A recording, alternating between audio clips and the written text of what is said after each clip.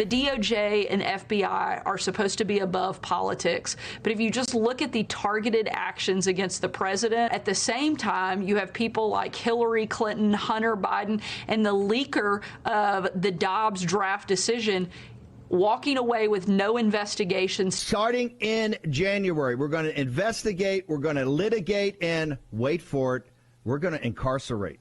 Okay? Yep. You are lawless.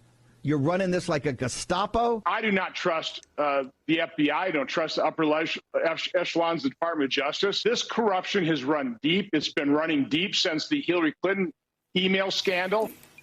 You know, it's horrible that they would say that, Mika, about a Republican-appointed FBI director. In fact, an FBI director that Donald Trump assured us had the highest of integrity. It's really scary. Allies of the former president just railing against the Justice Department after its legal authorized search of Donald Trump's home. And we don't know more than that. There's nothing to say, guys. And Trump is not the only one who had a visit from the FBI this week. Federal agents seized the cell phone of Pennsylvania Congressman Scott Perry as well. Our next guest has new reporting on that. Justice Department reporter for the New York Times, Katie Benner. Also with us, NBC News Justice and Intelligence correspondent Ken Dilanian. He's been reporting on the FBI's response to the uptick in threats against the agency. Thank you both for joining us this morning. Katie, I'll start with you. What is the latest? What's the latest that we know about what's going on with the congressman? I think the probably most pertinent thing with Scott Perry is that his lawyers say that he's cooperating with any investigation. His lawyers say that he's done nothing wrong. And the investigators have told him that he himself is not a target of any inquiry. What we know from the warrant that he was served is that this is part of the larger investigation into a former Justice Department official, Jeffrey Clark, who at the end of the Trump administration tried to work with the former president to keep him in power in ways that are being investigated as possibly unlawful.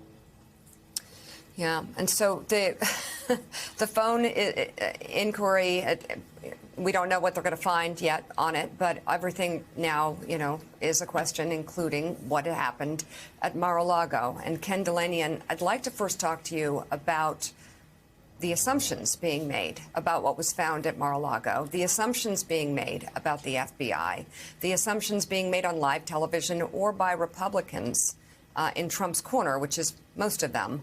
Are there any assumptions that can be made at this point? And how dangerous is it to jump to conclusions that something went wrong?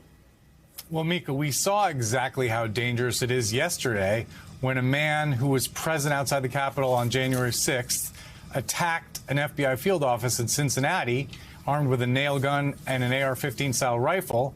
And then, basically a shootout ensued. Thankfully, no FBI agent or other law enforcement official was killed. The gunman himself was killed by law enforcement. And now we see that he was posting all kinds of threats to the FBI on Donald Trump's social media platform, Truth Social. And, this is the progression that is the worst nightmare of the American counterterrorism officials.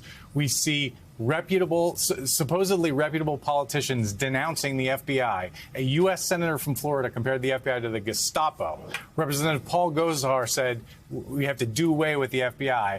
And then I'm told from sources in the open source intelligence world, you saw a massive uptick in direct, credible threats of violence against FBI personnel and FBI facilities over the last few days. And then yesterday you had an attack by someone who's clearly marinating in these threats and believing all the things that he's hearing from these far-right figures who are trashing the FBI and the Justice Department with no evidence. I mean, look, it's fine to be skeptical, and we saw that the FBI made serious mistakes when they sought those FISA warrants during the Trump-Russia investigation, that FISA warrant of Carter Page, and an FBI lawyer lost his career over it, was prosecuted. So it's perfectly okay to be skeptical, but we have no evidence at this moment, no reason to suggest that there's any political motivation, that there's anything untoward about what the Justice Department and the FBI are doing in terms of this Mar-a-Lago search.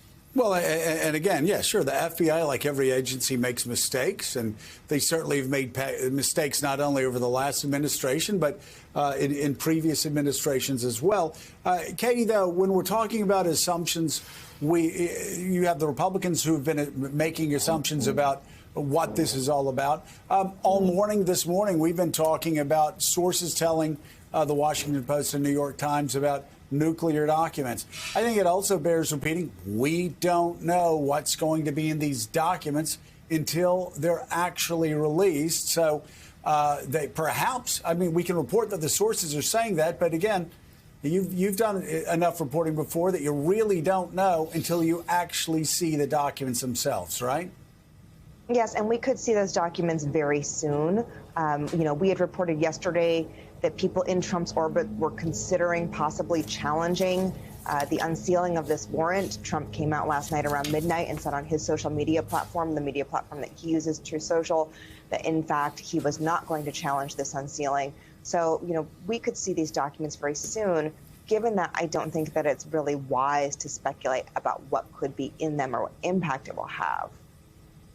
Yeah, and Ken, finally, Merrick Garland has been criticized by the left for not moving fast enough. He's been criticized by Trumpers for being a member of the Gestapo. How do most neutral observers view his performance as leader of the DOJ this week? Look, I think people are giving him a lot of credit for a rather deft move here, essentially daring the Trump side to put up or shut up. Not many people saw this coming, that they were going to try to move to unseal the warrant and the inventory. It's unfortunately not the affidavit of probable cause, which is the thing we really want to see. But clearly they're trying to protect some sensitive material there. Look, we still don't know exactly how aggressively Garland is moving in these January 6 matters, but clearly on this Mar-a-Lago search, it's hard to criticize what on its face what he's been doing.